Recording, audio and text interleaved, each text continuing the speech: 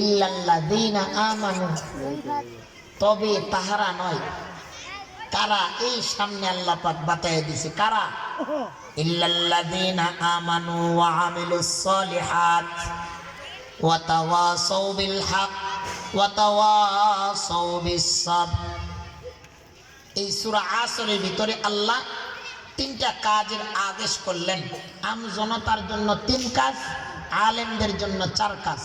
আলেমদের জন্য কয় কাজ? আর জান্নেওয়ালা যারা আলেম এদের জন্য চার কাজ, আর আম জনতার জন্য তিন কাজ। আল্লাহ পাক আম জনতার জন্য যে তিন কাজ, ইল্লাল্লাযীনা আমানু ওয়া আমিলুস সলিহাত, বেশি বেশি নেক আমল করা, নেক আমলের দাওয়াত দেওয়া। ওয়া তাওয়াসাউ বিল হক, সত্যের উপরে দাওয়াত দেওয়া, সত্যের উপরে অটল থাকা। ওয়া তাওয়াসাউ বিস সাবর, সবরের উপরে অটল থাকা, মানুষকে সবরের উপরে দাওয়াত দেওয়া। এই তিন কাজ আম জনতার জন্য, সমস্ত নরনারী পুরুষের জন্য এই তিন কাজ।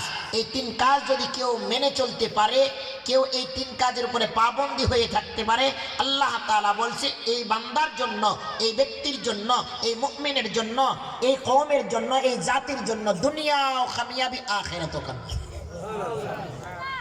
এই তিন কাজ কি কি? বেশি বেশি নেক আমল করা, নেক আমলের দাওয়াত দেওয়া, বেশি বেশি হকের উপরে থাকা, হকের দাওয়াত দেওয়া, বেশি বেশি সবরের উপরে থাকা, সবরের দাওয়াত দেওয়া। এখন তো আমরা মনে করি যে বক্তা শুধু আমাদেরকে দাওয়াত দিবে, আমরা শুধু শুনবো বসে বসে, ঠিক কিনা? না না, আপনারা আমাকে দাওয়াত দিবেন, আপনাদেরকে আমি দিব। ছেলে বাবাকে দেবে, বাবা ছেলেকে দেবে, মা মেয়েকে দিবে, মেয়ে মাকে দিবে, নাতি দাদাকে দিবে, দাদা নাতিকে দিবে, বক্তা শ্রোতাকে দিবে, শ্রোতা বক্তাকে দিবে, ওস্তাদ ছাত্রকে দিবে, ছাত্র উস্তাদকে দিবে। এটাই হলো দাওয়াত।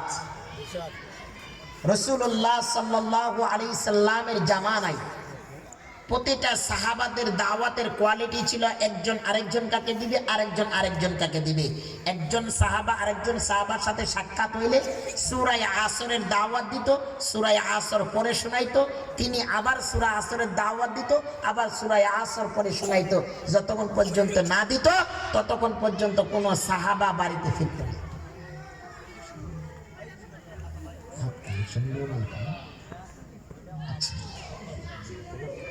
আল্লাহ তাআলা এরকম আল্লাহ রসুলের জামানায় ছিল। হযরতে আবু হুরায়রা রাদিয়াল্লাহু তাআলা আনহু, তিনি মক্কা নগরীর মধ্যে বিশিষ্ট একজন ব্যবসায়ী ছিলেন। যখন তিনি সূরা আসরের এলান শুনলেন, তিনি তিনার ব্যবসারে ছাইরা দিছেন। ছাইরা দেওয়ার পরে সূরা আসরের ব্যবসায় লিপ্ত হইলেন। তো সমস্ত সাথী ভাইরা বলে, আবু হুরায়রা তোমার ব্যবসায় তো লাল বাতি জ্বলতাছে। তো বলতেছে আমি তো দুনিয়ার ব্যবসা ছাইরা দিছি। তাহলে কোন ব্যবসায় লিপিবদ্ধ হইছ? ভাই আমি সূরা আসরের ব্যবসায় লিপিবদ্ধ হইছি। ওইটা আবার কেমন ব্যবসা? ওই এই ব্যবসা যদি কেউ দুনিয়াতে করতে পারে, আল্লাহ তাআলা বলছে তার দুনিয়াও কামিয়াবি আখিরাতও কামিয়াবি। এই জন্য আমি সূরা আসরের ব্যবসা চালু করছি।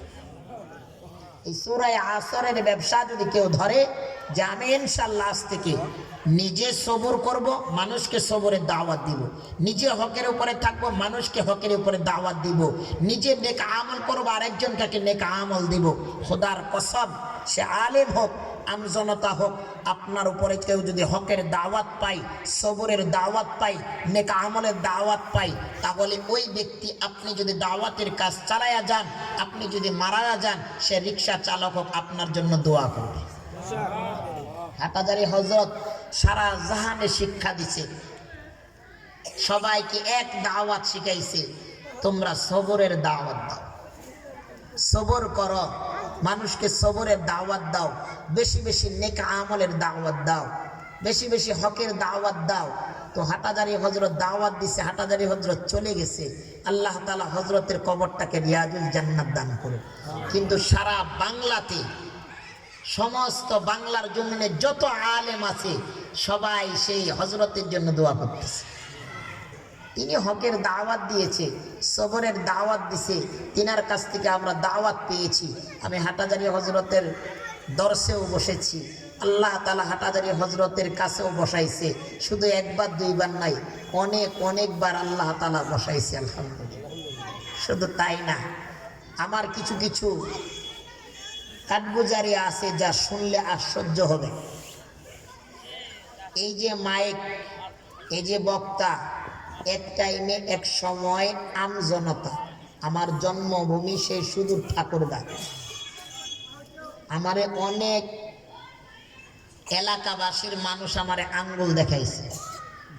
হ্যাঁ মুসলমান, বুক ভরা কষ্ট নিয়ে হেঁটেছি, তখন বলেছে মানুষ ছোট, মানুষ বেটে, কি করে খাবো, কে বিয়ে দিব, কে তার সংসার করব, বাচ্চা কাচ্চা হইব না, এরকম আশ্চর্য কিছু ঘটনা বলছে। আমার মা বলতো, বাবা চিন্তা করো না, আল্লাহ আছে, তুমি কোরআন পড়ো।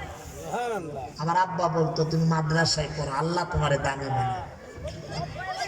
তখন আমাকে সর্বপ্রথম মাদ্রাসায় ভর্তি করে, আপনারা সবাই চিনেন, আল্লামা খালেদ সাইফুল্লাহ আইয়ুবী সাহেব, তিনার আব্বা হুজুরের কাছে আমি হেফজখানা পড়েছি।